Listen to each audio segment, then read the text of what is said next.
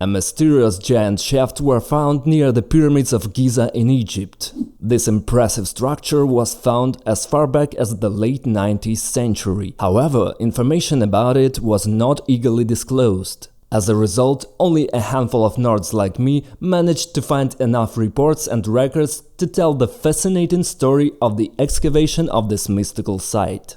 Some people believe that what we see here is the lower part of a pyramid structure that was never completed. You can actually see this location in the movie Land of the Pharaohs, directed by Howard Hawks in 1955. In 1964, the site became part of a restricted military zone, and excavations have been banned ever since, most likely not by accident. The only person who seriously investigated the underground structure of this place was an experienced Italian archaeologist, Alessandro Baranti. Baranti, by the way, also discovered the tomb of Akhenaten. He began excavations in 1904, but they were repeatedly interrupted due to the complexity of the work, lack of funding, and the outbreak of World War I, finally ending in 1917. Baranti died before he could get to the bottom of the mystery, both literally and figuratively. Here is a brief summary of what he discovered over the years. The descending corridor is 100 meters long, 25 meters wide, and 30 meters deep. At the end of the corridor lies an underground chamber. Vertical red lines can still be seen on two of the walls. The French Egyptologist Auguste Mariette, who visited the site after Baranti's excavations, was amazed by the quality of the construction. The walls, corridors, and chambers were carved directly out of the limestone plateau.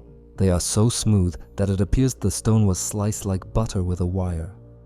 When Baranti began clearing the corridor, he first encountered carelessly piled limestone blocks, but beneath them he found what appeared to be a paved floor made of large limestone and granite blocks, 4 layers of them with a total height of 4.5 meters.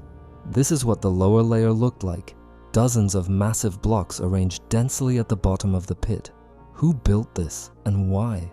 And more importantly, what were they trying to hide underneath? The largest of the blocks weighed 43 tons, with the longest measuring 4 meters. All of the granite blocks were carefully polished. Beneath these layers, Baranti discovered a unique granite block, polished like a mirror, into which an oval-shaped basin had been carved, 2 meters long and 1 meter deep. It was tightly sealed with a granite lid featuring 4 lugs. The lid was covered in a layer of lime, beneath which was a layer of clay, forming a perfectly airtight seal. Baranti wrote, "It seems that this was the very object the builders were trying to hide, buried deep beneath all the other stones." On the block adjacent to the western side of the vat, he found a royal cartouche bearing the name of the ruler Neferkare, believed by many to be a mythical ancestor of Egypt's earliest kings. Of course, Baranti had not seen any Hollywood horror films, and so he proceeded to open the mysterious granite vessel, which resembled a giant alabaster jar. He wrote, "All the precautions taken led me to hope the contents would be of great importance. But once again, I was deceived. When the interior of the vessel was revealed, I found it completely empty. I only observed a blackish ring, about 10 centimeters high, clinging to the sides.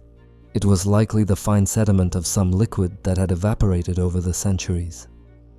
Some of his colleagues suggested it might have been an unused sarcophagus, but Baranti disagreed. The care with which it was concealed proves that something of significance was once inside.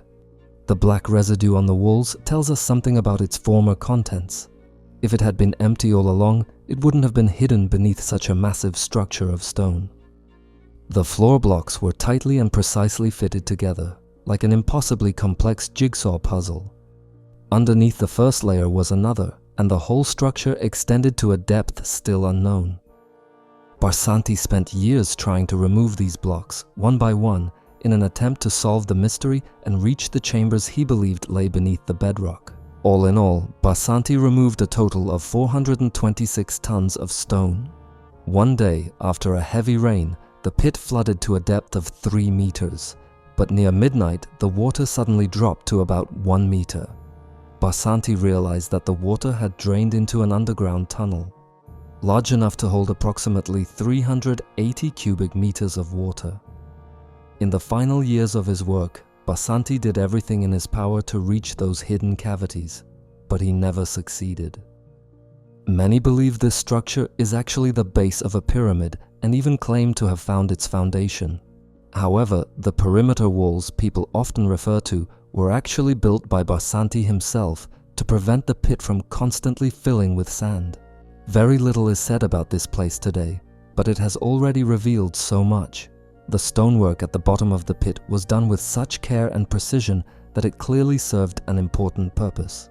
It seems to me that this pit may have been a giant reservoir for storing water, with the red lines acting as water level markers. Baranti himself noted that one of the whetstone blocks reminded him of a cork.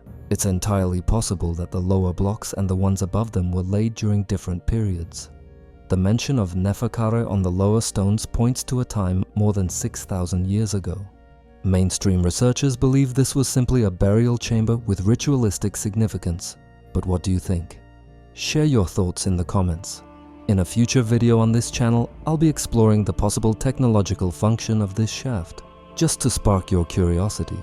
Remember, the Giza pyramids are located just above this level, and that may not be a coincidence.